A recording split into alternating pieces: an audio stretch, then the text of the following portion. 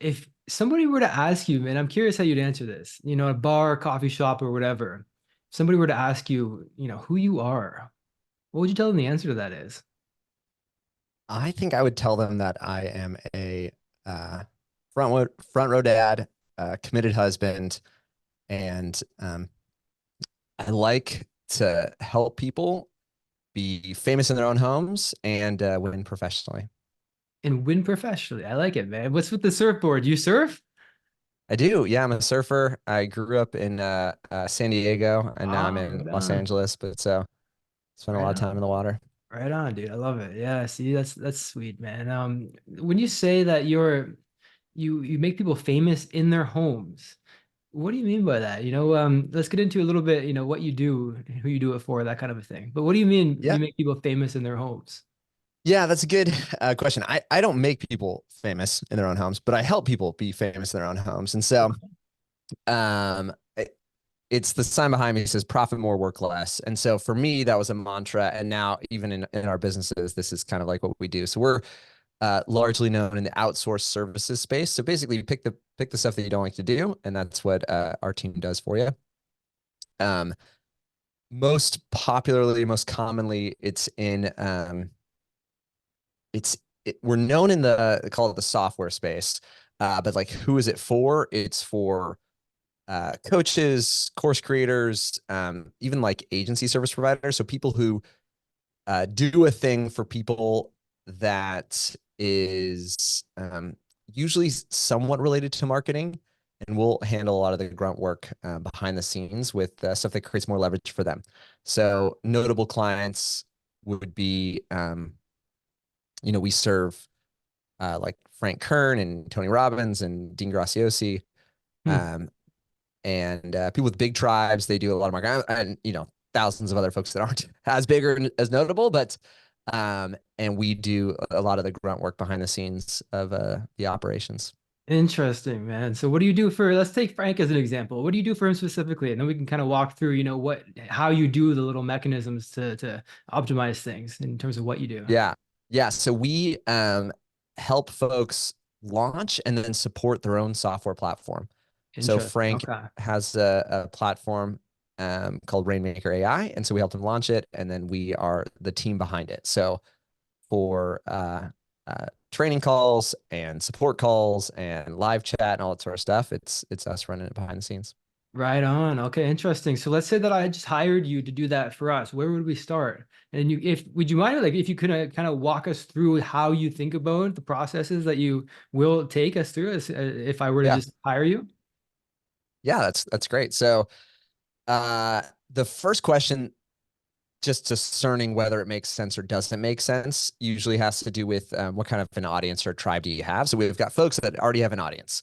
And so for them, it's looking at like you've got an audience, you've taught them something or you've given them something. So another example of someone we work with, Julie Chanel, her previous name was Julie Stoian. And so she had an audience of, I don't know, like 15,000 folks on Facebook. She was known for selling these low ticket templates. And so she would sell like funnel templates or design templates, Canva stuff like that. And so for her, she's very similar to like a Frank. Frank's known for selling courses, like had all these courses you could teach people how to do marketing, and they might be a chiropractor, or they might be an agency. They might be, just like a range of folks that they impacted. But most of their customer base was sort of one off, right? They pay in some scenarios, maybe there was some membership element to it, but largely it was kind of like product driven. I buy one product and maybe a year or 2 years later, I buy another product. And so we looked at it and said the foundation to a lot of successful businesses is some aspect of recurring. For us in our journey, that's what we had done. So we transitioned our agency to a recurring. Essentially, you look at it like software can do uh, a lot of what services can do to some extent. And so you drop the bespoke nature of what you provide, but you increase the scalability of it. And so it's like a lower ticket recurring model. And so step one is, do you have an audience? If you don't have an audience, then it's helping folks like start from that first point of gather an audience. People may not realize this, but they're just look around you, your own proximity, geographical and relational. You probably know someone who has a business or owns a business. Those are the easiest folks to serve with some sort of like software, because those are the ones that have simple but high value problems to solve. So a simple but high value problem to solve is reviews for businesses. And I talked to, you know, if you do any work in the home services space, or like you need to have something changed out. I remember years ago we were redoing our flooring, and it was like just pulling teeth to find a good professional, and ended up finding someone. You know, we had to go through referral, but I started off just like Googling, and no one looked good. And the person we ended up using, we're like, okay, how many times have you done this? They'd been in business 25 years. They'd probably had thousands of customers. They had 4 reviews. Yeah. 4 reviews. Simple but high value problem. And I was like, you know why you only have 4 reviews? It's because you never ask people to leave you a review. So if I could automate the process of just asking your customers, your satisfied, happy customers, to leave you a review, and that translated to you having a ridiculously powerful reputation because the market that you're in is not very competitive, that could probably double or triple your business.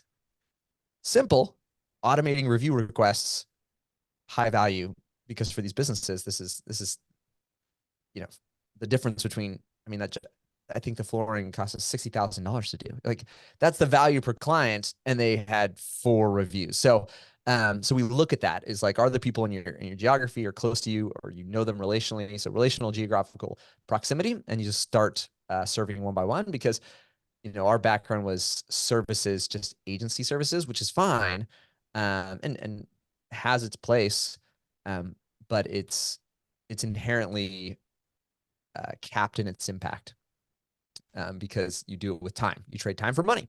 That's it. That's kind of what you're doing. And we found a way to create solutions that was trading software, which has kind of like infinite scale and doesn't actually have as much impact on your time. You unlock a really special formula there. But so that's for folks that have an audience. There's probably like it's easier starting point. Folks that don't have an audience, it's kind of like determining, do you want to start to build that audience, or you know, other ways you can build that audience. Okay. I'm lost, man. I got confused there because we're all over the place in terms of I don't even remember the question that I asked. We want You asked what would you say to if someone who's trying to get started working with yeah, us? And getting so started working with you, right? So there's two I'd different ask paths. you, do you have an audience? Yep, Right. Okay. Okay, fair enough. So that's it. what if they don't have an audience? What do we do then? Because I feel like that's probably the number one stumbling block in an entrepreneur's business is building that revenue or that momentum, you know, because everybody's Yeah, not the Frank Kern or Tony Robbins of the world. So they got to yep, build and that momentum up, right? So where do yeah. you start there? Well, and so that starting point is you probably have an audience, you don't realize it. They're businesses you already Uh, know. They're businesses that are close to you. You're already connected to them, and so it's like you don't have to have a huge audience. Think of this in transformative numbers. Very commonly, in the software space, a business will spend, even small businesses spend at least $1,000 a month on software. So they're already used to spending it. Like you get in, like if they're mature and they're using a HubSpot, or you get into like if the other businesses, so not I'm trying to be a business serving other businesses, they already have a line item for these things, or they're used to it. Think of like all these for us in the digital space, fixed like hard costs are rare to us. But if someone has, let's say they're a dry cleaner, they're paying rent every single month, right? So the idea of a $300 recurring expense, not a big deal to them. To us, if you're like in the digital entrepreneur space, you're like, oh my gosh, $300, it feels so big. It's like they had to pay, they had to pay tens of thousands of dollars to start this thing. Think of all the businesses that are franchise driven. They had to fork up sometimes hundreds of thousands of dollars to start on day one. The digital business side, it almost distorts your reality because you think like I can start a digital business for so little. It's like I bought a domain, I bought an email address, you know, you're like I spend all of $200 to get started. All these other businesses, they're measuring things in tens of thousands, if not hundreds of thousands of dollars in terms of their costs and their P&L there. So that's where I'd say is I'd start with like look at the businesses you know, like, and trust. Go to them. I teach this method. I call it like it's like a bad marketing method. It's not bad marketing, but it's not complex. It's farming is really what it is. And so I say just plant your referrals. So go to 3 businesses you already know, might be the people you already like, and you're like, I would love to help them grow. And so you go to them and say, hey, can I set you up with the software? I'm not going to charge you anything. I never want to charge you anything, but if this is helpful and beneficial, all I want you to do is just send me one person per month who's willing and able to pay. And so I go to my dry cleaners. I'm like, set you up. And to them, they're like, I got 15 more reviews, right? Rocket science. It's not. And then what do? They send you a referral. And referrals are the easiest ones to close. And so that's where you could set this up where if you just decide, I'm going to charge whatever, $300 a month to automate people's reviews, which, by the way, not out of like, not out of the ballpark of what people pay. Like that's not far out. And, uh, um, and then you do this 3 businesses, they send you 30 referrals. How good are you at closing referrals? I mean, it depends on your skill set there, but if you're great, that's 9K a month, MRR, takes you no time. And that was like, you didn't do any other marketing. You gave it away for free to 3 people. So that's usually what I teach in terms of how people can get started if they have no audience and they're not especially skilled at sales or marketing. Just give it away for free and just farm some referrals. Farming the referrals. It's an interesting strategy, man. I like it. I'm thinking about taking it online and instead of using, the local dry cleaners, which is an interesting example for reviews, taking it online and thinking about who has access to the target audience, connecting with them, and maybe offering to give a referral to their or free for their audience, and then leverage the referral process at a higher scale. Because the list owner looks good. They gave something that's valuable away for free, and then it kind of throws dynamite on that process and allows it to really exponentialize through the list. So it starts up here with the list owner promoting it, and it kind of just downlines in terms of farming those referrals, which is an interesting way of putting it. Yeah, It's like engineering the referrals. What do you say to the client to really get them to want to refer you? Essentially, is I'll give you the software for free. You can enjoy the result of it, and all I ask is just 1 or 2 referrals per month.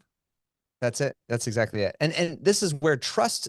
So trust is a critical factor. If I Right. just say I'm going to give you something for free, not everybody wants to take it. And Yeah. so that's why I see it tends to work best if there is some degree of trust, which can come through proximity.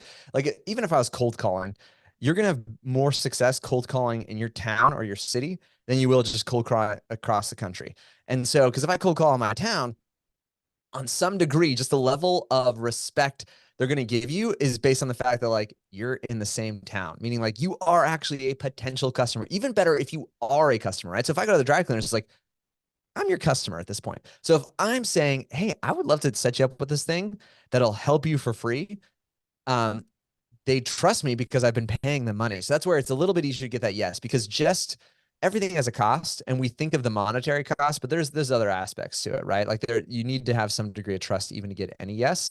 Um, but I've seen all these strategies work at scale. It's just you got to crawl before you walk, before you run, and just the crawl is like get some yeses because those yeses also translate to an easier belief in value because Right. you Yeah. Well, see yeah. it Fair working. enough. So when you have one person working, even if it's the dry cleaners, your uncles, if you're ever talking to another similar business in the future, you have to explain to them like, hey, this is absolutely going to help you. I got another dry cleaner. They're crushing it.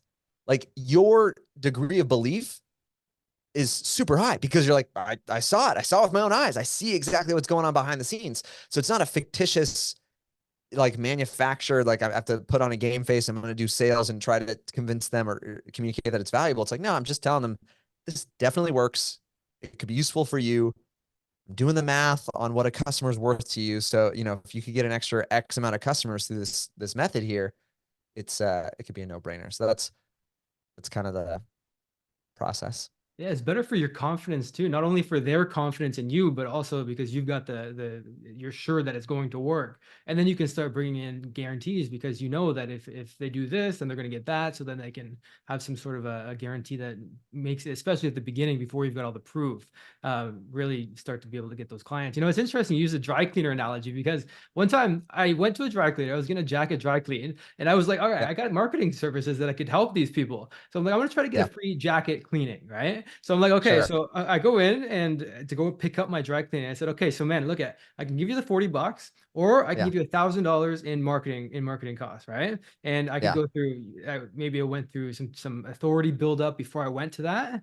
But what's Sure. interesting is that he wanted the $40, and because I didn't Of have course. the right. So that's the He thing didn't when it trust comes you. down to the he didn't trust me. Something that's free doesn't have the same perceived value as if a client who had pitched $1,000 product to. Yeah. How do you get them to really want to take advantage of it, even though it's free, because Well, it doesn't so have and that you just perceived did it value? in the wrong order. because you were thinking, can I save 40 Yeah, bucks? yeah, yeah. If you were thinking, how could I make 1,000? Then the better play would be pay him 40 bucks 3 months in a row, then pitch him on your $1,000 thing. So like the gym that I go to, the place where I get my haircuts, my dentist, all examples where here's what happens. I pay them and they pay me, but I pay it's actually my wife's, I guess because my wife's hair, maybe we pay them more, but uh, uh, I pay $50 for my haircut. That's $40 and a $10 tip or whatever. And she pays $500 a month. But I like maybe went 3 months in a row and I was like, I noticed you never asked me for a review. You never asked me for any of this stuff. I do you guys have open seats around here? Would you like to be busier? And they're like, yeah. Okay. I was like, and so I never asked for a discount on her services. She never asked for a discount on mine. Who's getting the better deal? I come once a month, pay $50, and she pays $500. Like, well, that was much like I'm technically getting a better exchange on the relationship. Take the same thing for the gym. I think it was 100. I think it's 160. It's like a, kind of not CrossFit, for sort of small group organized fitness thing. So $165 or whatever it is per month, and then pays $500 per month. Once again, I started off just paying. Never asked for a discount. I'm like, give me the full price. I just want to do this thing. I'm there. I'm around. They see me. I like it. I genuinely like it. And then I say, do you guys have space for more folks? Why aren't you more, why aren't you more crowded? So that's where, you know, that alone, those first customers, you're not actually trying to get revenue. You're trying to get testimonials, or you're trying to get like endorsements, referral partners is effectively what you want. Like I was able to do that because we have a lot more experience, and it was easy for me to translate like that this was a no-brainer. But in that process, I think people try to shortcut and go to like, can I make my jacket free, as opposed to, can I turn this into a $1,000 a month returning client? And so, and if you think about like an ad space, we run and scale run ads, you'd be like, oh my gosh, for a $1,000 a month client, I might spend $200 just for the conversation to get that going. So you're like, oh, I Yeah. could, in this way, I could get dry cleaning for 3 months for 40 bucks. It totals out to 120, and then it might turn into $1,000 per month recurring. So it's just a little bit of flipping the script, but you have to develop some degree of trust. And from a stranger trying to negotiate a hard cost business for something that feels ethereal, that you haven't earned that trust yet. Yeah, fair enough, right? To clarify, that was 2016. So, I've picked up a couple of tricks over the last 8 years. But yeah, and I remember walking away. I was like, what the fuck? Like, I just that same day sold a client on $1,000 a month plan, offered the same Yeah. thing for 40 bucks. And so really got the lesson in of getting that trust, and also the value of the value of perception, the way you're perceived, as opposed to somebody that's you can feel it, right? If you're trying to get something from somebody, as opposed to you're just genuinely giving and hoping for a referral after it. It's a totally different vibe in the air, right? And so Well, I can I see think the the other difference. thing that could be a takeaway for folks is, if you want to build someone's trust, especially if you're trying to go for someone who's more established than you are. I don't care what kind of business it is, but if they're a business that pays rent and you're not a business that pays rent, like they're more established than you are, right? If they're a business with employees and you don't have employees, they're more established than you are. Become a customer. This is the fastest way to build trust and like to get someone's attention. And like there's such a range of product pricing and all the sort of stuff in that way. And I don't think enough people take advantage of this. And this is one thing that I've done a lot of in terms of network building, stuff like that, is I just try to quickly and expedite the process of becoming a customer. Because that's how it that's how it happened. Now I'll say, like, the foot in the door for some of those things, but anytime I'm in a place where I'm like, man, I would love to have a conversation with that person, I'm just like, what can I buy of theirs? It's the fastest way. And instantly, because the expectation is I paid, now they're delivering on some level. And so then you can kind of play this game of how do I make my relationship valuable to them? So you can become their testimonial, right? It's the same thing. All of those businesses I gave you an example of, I was the first person to leave them a 5-star review. I wasn't the first, but like in the process, I could say, as a Right. customer, Yep. let me leave you this, and then you can speak to it too. Imagine you're saying like, I've loved your guys' services. I honestly haven't left you a review because you never asked. I can say those things Interesting, because right? I'm Yeah. actually a customer. So now they feel like it's customer feedback. I'm saying, as your customer, it would be better for you and for me if you just asked. And so I simultaneously get to play the part of customer and, marketer or someone who has a solution for them. And so yeah, I think it's not enough folks take advantage of the fact that like you can trade a replenishable source, which is money, for an unreplenishable asset, which is like time or attention. And so, I think through like, how did I, it's through degrees here. Like, let's take Frank Kern. The reason why Frank Kern is a customer now actually wasn't Frank Kern, but there was somebody else. When we got into their ecosystem, I immediately was like, what's the biggest and best package you have? So we went from $297 a month to $5,000 a month. So I immediately was like, I just want to be the biggest tier that you have. What can you charge me? That put me on a tier of relationship, essentially bought. I bought the relationship. Oh, that wasn't my intention, but like that's the consequence of what it was. That person then had Frank go to them and say like, "Hey, we need help," and they said, "Talk to Matt." And so, I could have tried to, you know, I was the same person. You're either, you can deliver value or you can't, but usually the harder part isn't whether you can deliver value or not. It's attention. And so paying someone to become their customer just for their own attention to notice that you're good is a very effective method that not enough people use. Right. That's interesting. Do you engineer the referral? Do you plant it in their head? If you ever hear somebody talking about X, think about me. And then when it I does didn't, happen, that most of the somehow time, the mind goes there. yeah, we didn't, I didn't have to, but sometimes I'm trying to think if there are time we really, I think if you continue to deliver value in an area, you're kind of known and expected there. So this is another ism we kind of teach, is the person who's loudest about the problem is believed to be the best at solving it. What's focal And is called. Yeah, yeah, yeah. That's interesting. Yeah. and so let's say I become a customer to somebody and it's unrelated, but they always hear me talking about people that have this problem, XYZ, whatever it is.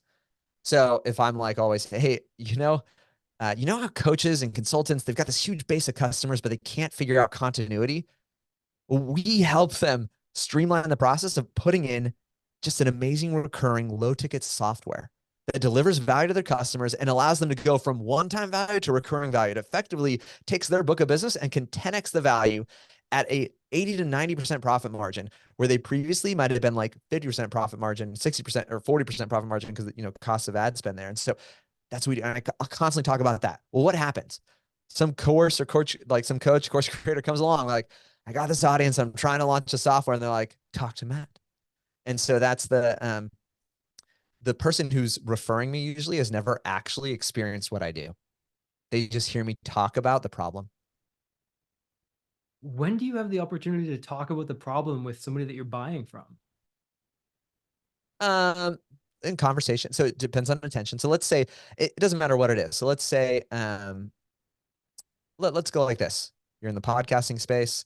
I'm guessing this is an example of like a podcasting funnel where it's like talk to entrepreneurs, see if they need help with podcasts or attention or something like that. Afterwards, follow up and be like, hey, we talked about this problem. Maybe I can solve it for you. Go over here. So a great audience might be people like a good referral partner would be someone who has a podcast software or something in the podcasting space, right? Let's say they're If that was it, then yeah, yeah.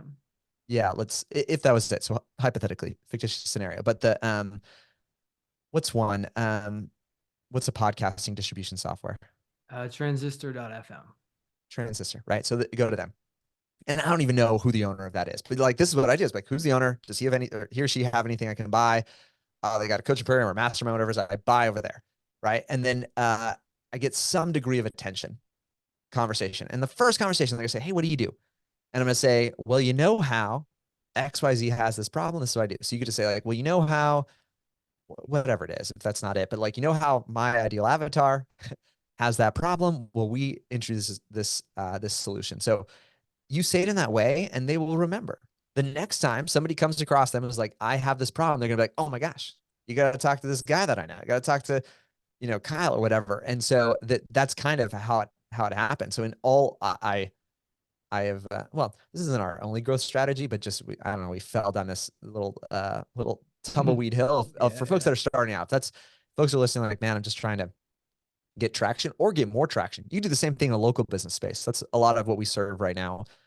We kind of have two dimensions to it. So we have our own. So we transitioned our agency from brick and mortar marketing. It was even got up to performance marketing in 2019. By the grace of God, we launched this software, and 2020 came along. You know, we lost all the high ticket retainers. Gonzo. You know, it's stuck all the low ticket recurring software subscriptions. And I was like, oh my gosh, you know, forget retainers. We're going low ticket, and then we built up a reputation and have helped others do the same thing. But even if my business is I'm a chiropractor and I want more referrals. A good example of like a well-connected, or let's go, you're a realtor. I'm a realtor and I want more referrals. Go to the chiropractor and become like, find the biggest, most popular, most well-connected chiropractor and get in there and be like, can I come once a week or once a month for an adjustment or whatever it is? Every time you come, you're like, man, you got to focus there. But you're like, if you talk about anybody's looking for off-market listings, man, I got so many off-market listings. I'm always figuring out how they can like save money on transaction fees, whatever it is. You continuously talk about who you solve and how you solve them uniquely. And what will happen? The chiropractor, who you're their customer, you pay them $60, you get adjusted. Incidentally, is going to be someone else is going to talk about like, we're looking for a new house. They're like, have you talked to Matt? Matt, the realtor, he's really great. He does off-market listings, whatever it is. The chiropractor's never even seen any off-market listing from you, but because you show up always and you're talking about this problem, hey, inventory is so low, so we figured out a way that we get, we just connect buyers and sellers, do it off-market, they get better deals, we get to lower our commissions, whatever the value prop is, and I like it's not rocket science. You'd end up with more referrals. You can do the same thing. Pick out whatever it is. You're the gym owner, and I get and you want to get more gym members. Go to the physical therapist, and you go to the physical therapist once a month. And you just become a recurring customer, and you're always in there talking about how like, hey, we really, it's been really exciting. We've been really helping people in our city. We did this. You just talk about what you do in the story of, how there's a person in pain. We I just think that's wrong. And so that's why we created a solution, which gets them an amazing payoff. It's funny. It's human nature, but we want to be helpful. Yeah. And so we'll refer to things that we've never experienced ourselves just because we believe that person is good at it because we've heard them talk about the problem so often. Hey, I hope you're enjoying the podcast, and I want to let you know that I've got a free book that you can get if you want to tap into more of these resources. And you can get that for free at kylesbook.com.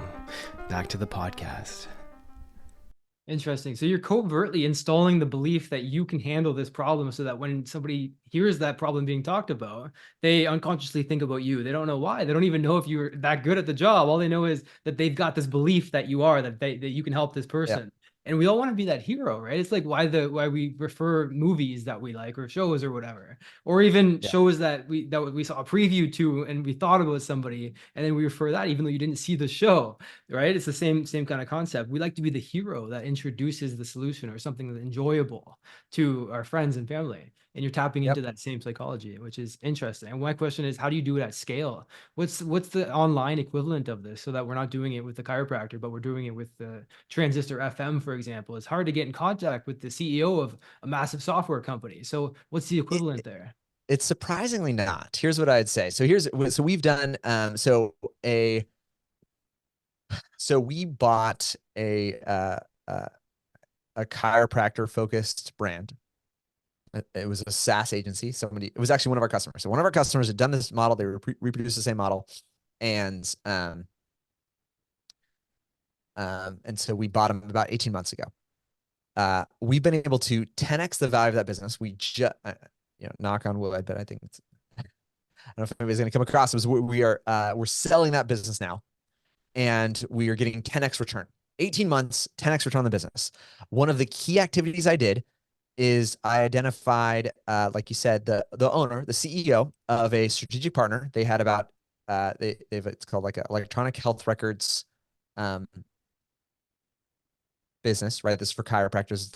It's sort of like their CRM, basically, is what it is. And they had, we estimated about 1,000 of our ideal customers. I was like, this would be great. Would love to have that conversation. It's not that hard to Google the person, see like, oh, look at that. They're speaking at this event in Florida. Okay. Buying a ticket to Florida, going to go show up in an event. And so like, where do people have the most amount of attention? It's in person. And you might say like, well, Matt, that's not scalable. You know that, but like, so through this serendipitous encounter that we manufactured and great conversation, we delivered a ton of value, you know, was able to, like do what didn't scale that added 800 new customers. So you're like, Hmm. uh, I don't need to do that 800 times. I need to do that one time and have the impact of, you know, 800 that moved before. So this is, sometimes the most valuable stuff is not actually scalable, and it's valuable because it's not scalable, because there's probably so many other folks that were sitting there thinking it would be nice if I could get all of these customers. And what are they doing? They're cold emailing this guy. They're trying whatever they're trying, couldn't get his attention. And I knew, I was like, he's going to be on an event. He's going to be speaking. What do? I show up, I listen to speaking, I find him independently out of there, be like, hey, this was loved your talk. Can I buy you a drink? And now I've got his attention, and you just bond as friends, and then be like, hey, we got this thing we've been looking for, you know, and sort of orchestrate this whole experience there. It reminds me, if I could, this is an entertaining story. It's not mine. So Jesse Itzler tells a story. He was starting his first company, Marquis Jet, where he was going to sell private jets.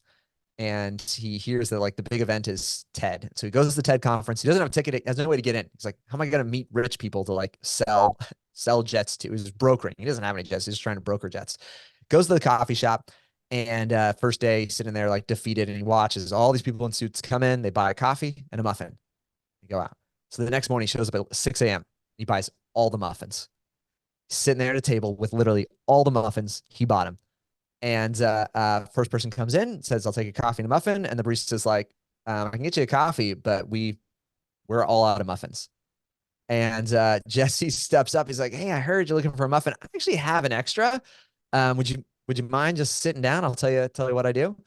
And literally he says, I'm in the, you know, I've got a jet, whatever it is, brokerage. And the guy literally is his first customer. He says, Wow. I've been in the market to sell a jet. And so he creates this $1 billion business. What did he do? He created his own luck. And that was his phrase there, is create your own luck. And so there's these scenarios where it's like, was that scalable? No. But on the hindsight, for any listener or anybody who doesn't know who Jesse Itzler is, he went on, he created a coconut water company. He sold to Coca-Cola. He built and sold multiple $1 billion businesses. He's married now to Sarah Blakely, who's a billionaire in her own right. And so many of his stories were these where he's just like, create your own luck. You don't have to do what scales. You just got to be in the right place and with the right people. And so that was a little bit of our approach to it. Is there's standout value.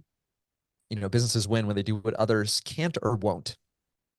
And so too often, I think people early on are trying to find the thing that could be done 1,000 times. But because there's a low barrier to it, other people are thinking the same thing. And so you got to find a way to break apart from the pack. And that's where real value is created. Interesting. Engineering your own luck. It's an interesting concept. Buying all the muffins, man. That's a funny, you could take that, what he did there, and really take it to all kinds of different contexts, which is, it's an interesting strategy to say the least. Anyways, the way that I look at it is, what can I take that's not scalable and find a way to scale it with AI in a way that's never been scaled before? Because I love automation, dude. I love automating the shit out of everything that I can. And so if I can find a way to take something that everybody perceives as manual or something you have to, that's not automatable or that's not scalable, I take it and I find a way, okay, so what if I did X, Y, Z, kind of tweak the way that other people are doing it and kind of get 80% of the result, but then also be able to scale it, so I don't have the 20%, but because it's scalable now in a way that's automatable, I don't have to worry about doing it manually, which is my style of things, because I don't like doing shit manually if I don't have to, man. Let's get into the next step. I'm curious, because you got that's okay. So you help people, let's say you got traffic or no traffic. If they don't have traffic, you find who's got access to the target audience and find a way to synergize a relationship with them.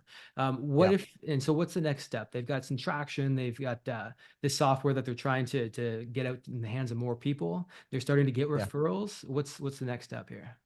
It's free value. So that's, if you want scalable front end traffic, it's maximizing free value. In that same way, most of us make decisions always.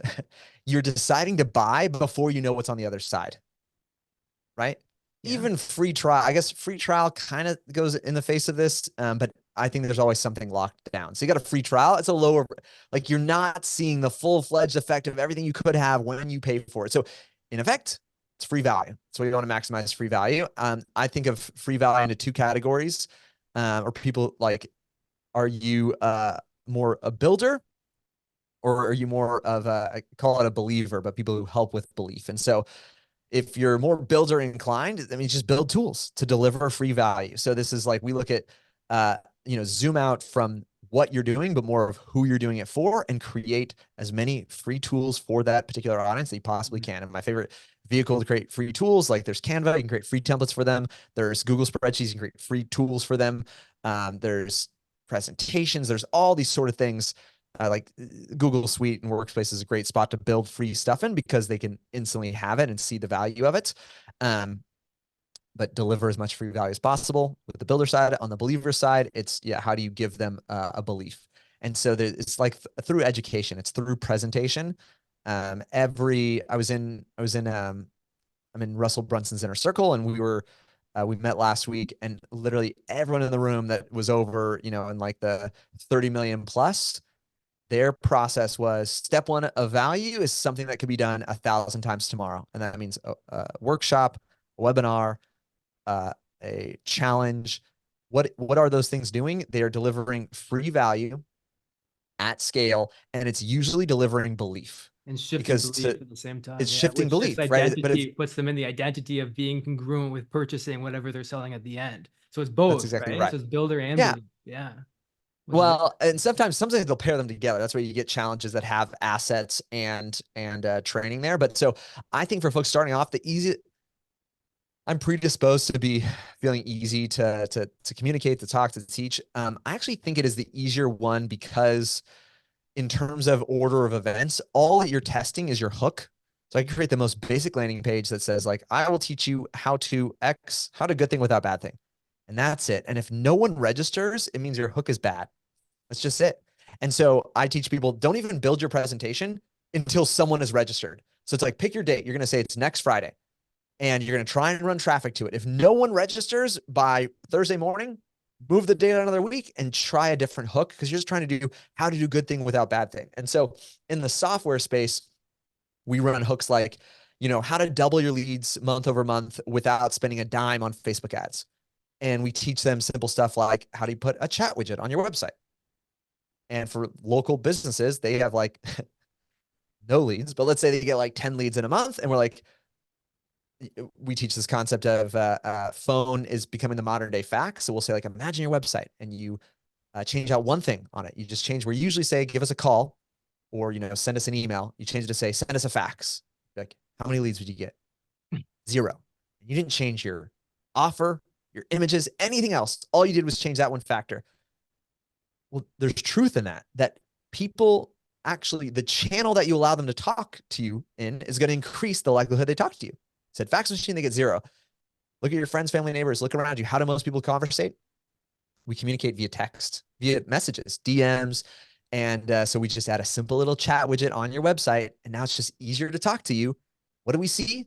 More people talk to you. And so we give them, what's the belief for them? The belief for them is they could double their leads without spending any money on advertising. All they're doing is adding an extra channel of communication.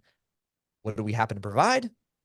A chat widget. That's what we're selling them anyways, but we're giving them the belief that they could double their leads and double their business without spending a dime on Facebook ads. And so, but you see how that, like, you could communicate that in a little presentation and teaching, 30-minute workshop. And if you can do it, you can get better at it with time. But the key thing is, if you're doing it in video and online, you could do that. You could have 1,000 people register, and the limiting factor, if your step one of free value in your business is constrained, it's not bad, but you'll inherently limit your growth just because you don't want to do it. I can tell a lot of folks, if their step one of films is like, oh man, I heard you do good stuff, what do we do next? And you say, book a call with me. You probably aren't going to do more than 10 to 20 calls a day. That's a lot. And if someone's there, I'm doing 15 calls a day. I'm like, how do I grow? I'd be like, do 30 calls a day. It's like, Yeah, good luck, you know the right? recipe, but You what's the put leverage reality? in front of it, right? Yeah, Yeah. it's like you don't want to do that, even if you know how to do it or what you should do, versus when it's like, oh, I had 30 people show up to my workshop and 2 people bought. How do I get 4 people to buy? You're like, get 60 people to show up to your workshop. Like, and at that point, when the difference of input is not more of your time, you're more willing to do it. Yeah, it's profound truth there. Seriously. So let's put it this way. Like, what's a question that I should be asking you, but I'm not asking, that if I were to ask, it would be able to help somebody with software or even with any sort of business be able to grow in a way that, like, you can go into how you got Tony Robbins as a client if you want. You can go into, Sure. let's go into that a little bit, and then we can kind of tail it back to helping somebody who has got software specifically, I think, grow their company. Yeah. So most of the folks that we help don't have software. What they have is a customer base or some sort of a customer base. So starting out, this is most digital businesses. You go from a service provider, probably because you're learning how to do it yourself. And so you do the thing, you get the skill, and you get the skill for doing it for other folks Yeah. and also doing it for yourself. And you're acquiring skills. You have to be good at something. A next phase sometimes is then they're like, oh, I could teach other people to do what I've done, either other agency owners or other people that it was in the market. So it's like, let's say I started doing Facebook ads and I did it for chiropractors. And then I was like, I could just teach chiropractors how to do Facebook ads. I don't need to do them for chiropractors anymore. That's sort of the progression. You end up with either retainers that tend to churn a little bit faster just because your service is unpredictable. Not always your fault. If you run ads, we went through a phase of running Facebook ads for businesses. It was so hard because Facebook ads increase in costs, not by how good or bad you are, by Facebook. They're there just being like, we want to charge everyone more. So, yep, we're going to charge everyone more. And you're stuck with like, it looks like you got worse, but you didn't do anything different. You may have actually gotten better and your results got worse.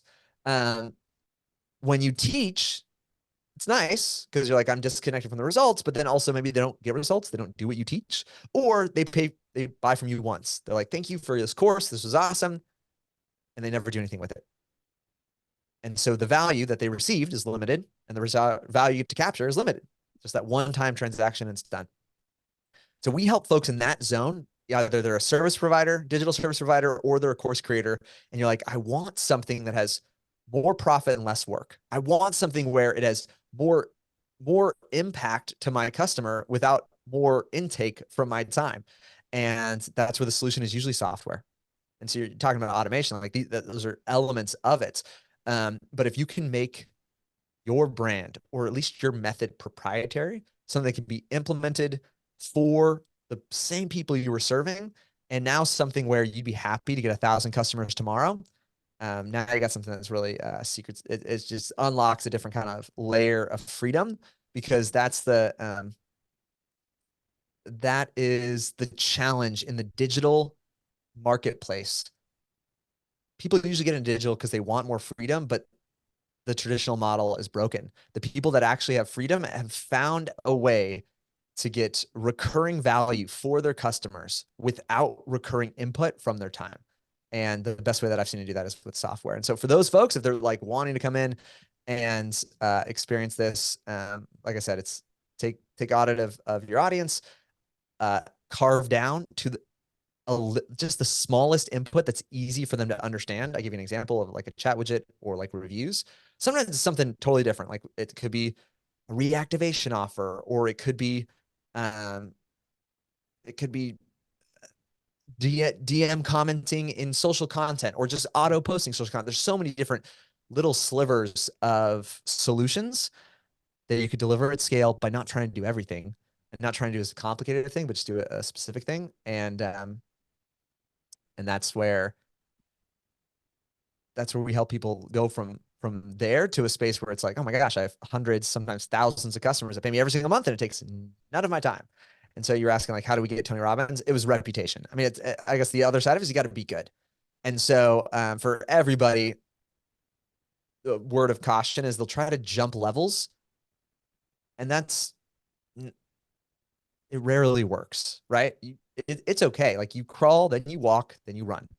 It's an appropriate method. Someone from crawling to running, they probably hurt themselves, maybe the people around them. And so that's where it's like I say these things with hindsight to be like, it's not the ideal. It doesn't mean it's not good, right? It's like when you're in the gym sweating, like sweating sucks and gravity's horrible, but like it's the necessary vehicle to make you stronger. You can't just like think about being strong to get strong. You have to go through the hard work there. And so, but yeah, it's usually those folks that have gone through the hard work. You have acquired a skill, you have gotten customers, you've found a way to either deliver that value through service or through education. And now you're just like, well, what's that next level? And it's usually software. Yeah, so what you do is you deliver leverage and strategy to people in a way that they're constrained with their current model, and then you come in with a leverageable, like, growable, scalable solution that they can put in. This generally that you put them in the front end is the solution to scale, and you put that in front of what they're already doing, right? So that it gives Yeah, them more scale, gives them that continuity revenue, and then also opens up a new avenue to get more clients to what their main gig is. that's exactly right. And it can fit in front end, it can fit in back end. For example, Tony Robbins, they did not change their front end offer. This was a back end play. They were like, how do we take continuity? Because they would do these. I mean, I actually don't even know the scale of them. I don't think it's $100 million, but like tens of millions of dollars. These incredible launches, right? Um, but the difference of, let's say you do a launch when you're like, it was $50 million, and the next year come back and it's like it was $55 million. You're like, you did almost the same amount of work, maybe some more work, and you a little bit more, right? That feels great. If you translate even a portion of that to recurring continuity, then you go from like it was $50 million. The next year was like it was $70 million. The next year was like $100 million because You're there's a recurring compounding, nature right? yeah, Yeah. there's a compounding nature to it as opposed to being one off. And those are Tony Robbins numbers, and that's fictitious. I don't know if that's real or not. But for other folks, maybe they're feeling like, whatever it is, even in the services space, like I did last year, I built websites and I did $100,000. And the next year, like it's $110,000. And you're like, man, if you had shifted to having some sort of continuity, even if it was back end, you'd be like, oh, I did 200,000. It just, and time gets on your side when you have continuity and when you have a recurring offer. But the key thing is, it has to be a recurring value. It has to be something where the client is like, oh, this is still valuable. This is still good for me. And that's where we just find software can do that and do it at scale. So for any business in general, how do you know what to implement in terms of transitioning from a one-time business into a continuity-based business? How do you know what to add or package in a new way? How do you know what to transition to the continuity? It's a great question. I think it's um, a little bit through the intersection between what problems have you already solved and what new problems have you created, right? So a totally natural form of stuff is I'll deliver a solution that creates other problems, right? Let's say Yeah. this Mm. is not what we do, but if I was like, hey, I know how I've got a magic formula where I'll 10x your customer base. Like, okay, that sounds great. And I do that to you, and you're like, oh my gosh, I got to hire. Yeah. Right? Now Because he's if like, you holy 10x your shit. customers, Now I you're got like, some real problems up now I ahead. got to hire. And so Yeah. you're like, you solved one problem, but you created another one. And so imagine, to keep the metaphor going, if I was like, I 10x your customer base, and I also have a recruiting offer that's now a recurring Yeah. thing where it helps you with recruiting. You're like, well, this feels great. Thank you for solving problem A, and you've got a solution for problem B. I love this.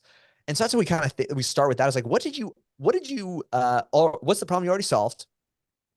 What other problems did it create or should it have created? And how can we now fit this in there?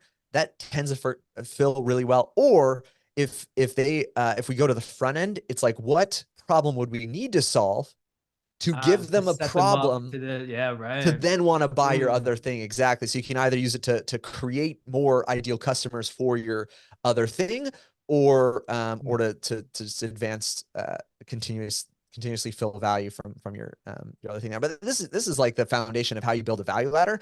It's just now thoughtfully constructing your value ladder in a way where you're like, I want to build more things that have recurring value without recurring input. And Mm. Mm. I've seen it with education. Even education is difficult. Education is uh, high margin, but it's hard to keep it going, right? If I teach you this concept, you're like, thank you so much. Then if I reteach you it next month, you're like, thanks for the reminder. And the month after that, you're like, yeah, I already know this, right? And then you're like, I don't need to be here anymore. And so that's where education is good, but hard to sustain. And services are sustainable, but hard to be predictably good. And so software is kind of that sweet spot. And you just look at, you know, all the big businesses that people want to emulate are software based. They just are. And they're usually solving a problem that it used to be solved with people and services in an old style. And so you realize, like, you know, you can find those solutions, recurring value adds, solve with software, and then it becomes a sweet spot where one, it's more predictable because the machines just make less mistakes, and then you can kind of pass the savings on to the customer, right? So I think about, like, how much does it cost to have a human prepare your taxes? A few $100s, maybe thousands of dollars. How much does it cost for TurboTax to prepare your taxes? Like tens of dollars, hundreds of dollars. What do they do? Same process. They just made it more efficient and passed the savings on to you. And how they do that? Well, with software, it's the exact same output. You're like, taxes filed. They just did it with software as opposed to doing it with people, and that efficiency created value in the marketplace.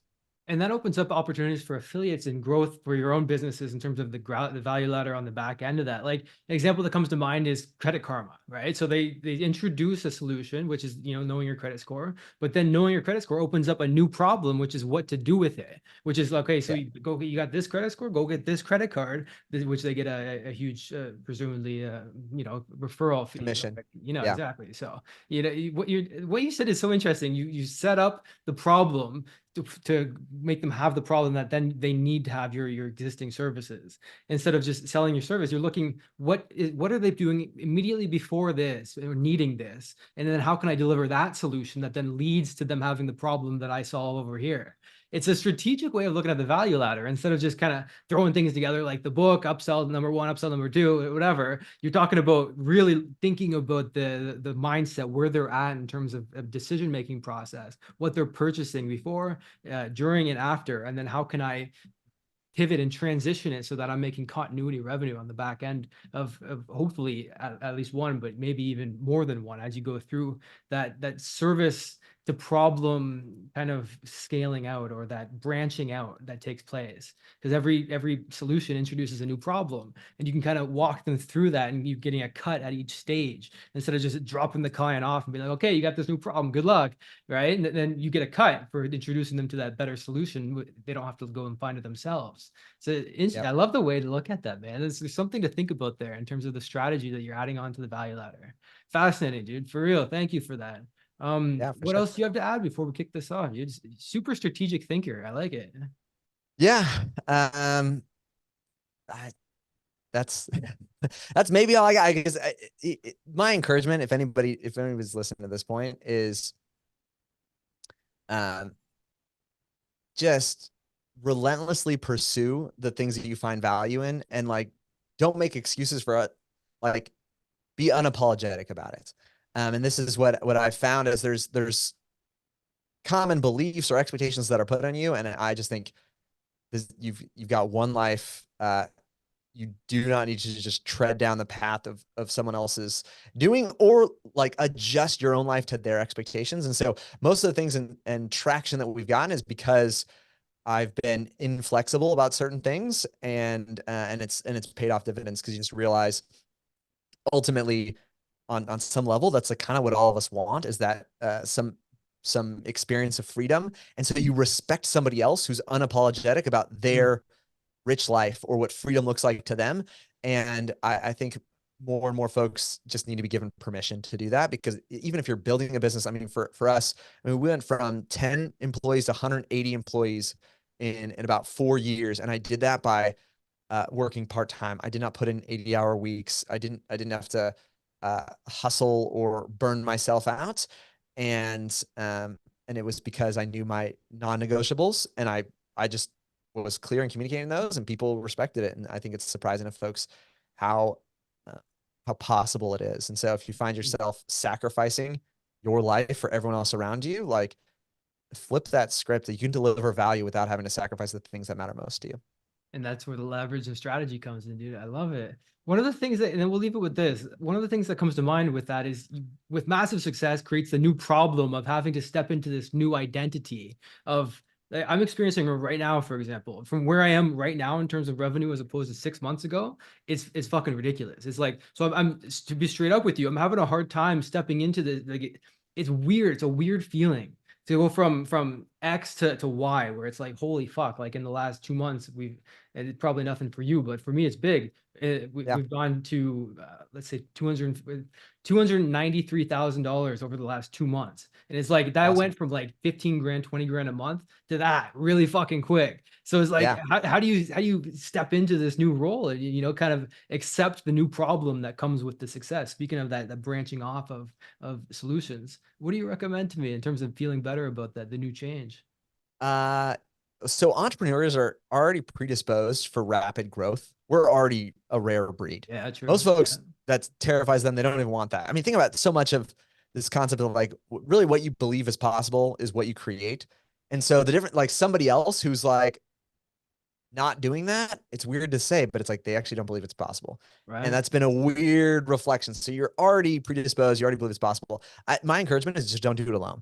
And so there's so much insight and wisdom by, for me, it's like books, audiobooks, networking people. And that's the piece that'll burn you out, is to not ask, to not pursue other folks' wisdom, because we can do what we've got. So it's like you're at, would you say 230, 290, 280, between 280? 280 and 290 over the last I'm two just gonna months. round up. You're at 300. Is Yeah, that monthly almost, recurring, or man. is that what you've been able to do over the last couple of months? It's not recurring. It's from, let's say, a So spew of luck that's been able to that's, result in this very no, quickly. that's And awesome. so, I'm just gonna, so still whatever. I'm gonna extrapolate that out and say you're on path to do, what do we got left? No, like $2 million this year, let's say. Did I yeah, do bad math on with that? zero, oh, let's say that, but with zero Yeah. costs almost. So it's like, Yeah. yeah, Yeah. yeah, Crazy margin. So you're on path to do $2 million, and that's phenomenal. You can, like, as someone who's gone there before, here's like the input I'd say is like the first thing is uh, uh, learn. We start to extrapolate what we call, this is accrual based accounting, is sometimes cash collected. You'll take it as like today. And so the worst thing is you'll spend today what you need tomorrow. And so to create a little bit of a discipline of reserve, right? It's like, hey, if this was harvest season, it's like, great. yeah, Don't burn all the firewood, because winter isn't here. Like you're in spring. And if right, you're like, wow, I yeah, got all this firewood, like let's have a bonfire every night. And then you're like freezing 6 months from now. And you're like, oh, I should have stored some of that. So there's one piece of like really kind of figure out what is, be a little bit conservative for yourself yeah. in that method there. And then I think that there's so many other things we can get into, but start to be unapologetic about your highest and best use of time. And Mm, so there are things you're still doing that you needed to do because you were making 20K per yeah, month. right. But you might realize your deficit creates opportunity. The things you don't like doing or that you're bad at doing, there's a zone where if it's not just pure luck, like there's probably inputs that you had there. It's like, oh, if I do this, company grows by X. You the people can get into feast and famine zones, especially when it's not recurring. Where like I did a lot, Right, and then I yeah. just spent all the time. I stopped doing what I did that got me there, Mm, and then it all went away. And because I was doing a different activity, yeah. right, between the sales and marketing and the fulfillment and delivery. And so if you feel that you're like, man, you would have been better off passing value along to other folks come along around you to do fulfillment and delivery, and you continue doing the sales and marketing, if that was the role that you played to generate that kind of growth there. But so my big advice is listen to books, ask people for recommendations and input, and just get around other like-minded people. I love it, man. Thank you for that. And then by also spreading the love instead of trying to do it all myself with my team, hiring other people to do the fulfillment so I can focus on what actually worked. It goes back full circle to have that being clients of other people and being able to then open up the opportunity for referrals from them. And then it starts to really grow exponentially as we talked about here. So Matt, dude, Yeah. Huge pleasure, man. Thank you for being here. I appreciate it. I appreciate you helping me with my personal issues right now. So it's interesting to hear other people Awesome. that have gone through something similar and hear your perspective on it. So thank you, man. All right. I hope you enjoyed that podcast episode. And if you want to get a free copy of my book, go to kylesbook.com and you can get a copy there. I'll talk with you soon.